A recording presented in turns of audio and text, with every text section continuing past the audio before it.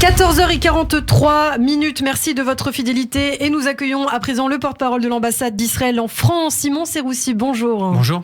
Et merci d'être avec nous cet après-midi. Alors, on vient d'en parler justement avec le producteur Steve Suissa.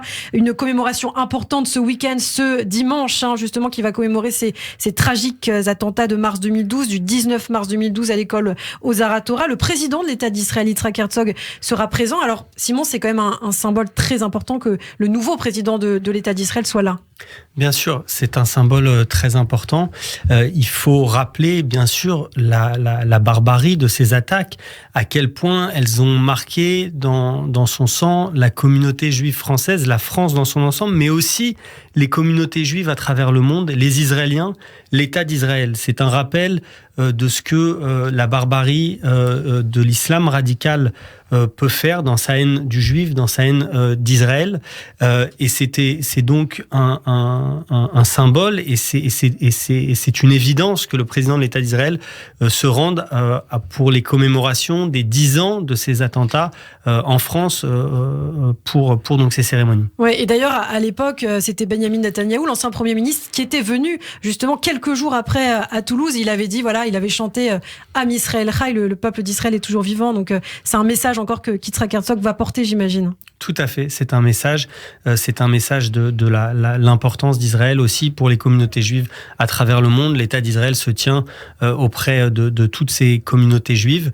Je rappelle bien sûr que c'est aussi un symbole qu'il soit auprès du président Macron, un président qui, l'État d'Israël l'a toujours dit, a toujours été très ferme vis-à-vis de l'antisémitisme, et les représentants israéliens l'en ont toujours félicité. Voilà, rappelez qu'Israël est un refuge donc aussi pour les Juifs meurtris. Justement, puisqu'on parle de refuge, c'est important de revenir sur la guerre en Ukraine, avec son lot de conséquences tragiques. La communauté internationale qui s'inquiète bien sûr du sort de tous ces réfugiés. Ils sont plus de 3 millions maintenant à avoir fui le pays. 2 millions sont en Pologne. On a entendu cette semaine notamment qu'Israël allait envoyer une délégation d'Israéliens pour aider justement ces réfugiés qui veulent venir en Israël. Alors, quelle est la situation ? Est-ce qu'il y a de la nouveauté au niveau des chiffres, par exemple ?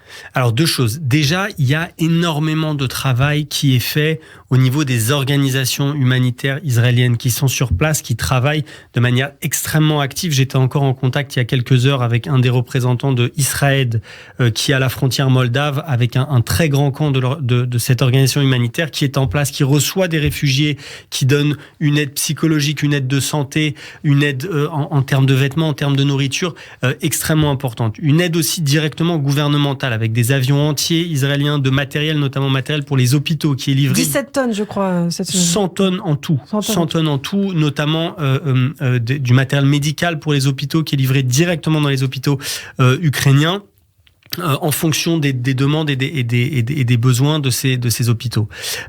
Ensuite, en termes de réfugiés en Israël, il y a plusieurs choses. Il y a bien sûr des juifs ukrainiens qui viennent en Israël.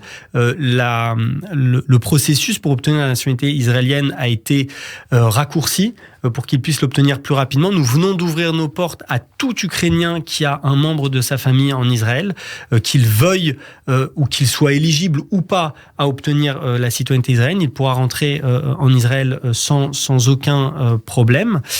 Et ensuite, plusieurs milliers de réfugiés ont déjà été accueillis. Plusieurs autres milliers seront accueillis sur le sol israélien.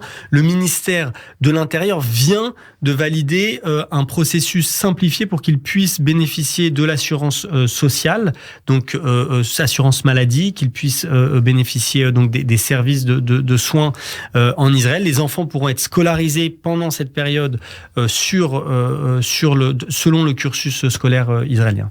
Oui, alors parce que justement, on a entendu Ayelet Shaked, la ministre de l'Intérieur, dire qu'elle refusait d'assurer justement médicalement peut-être les réfugiés ukrainiens. Qu'en est-il exactement ?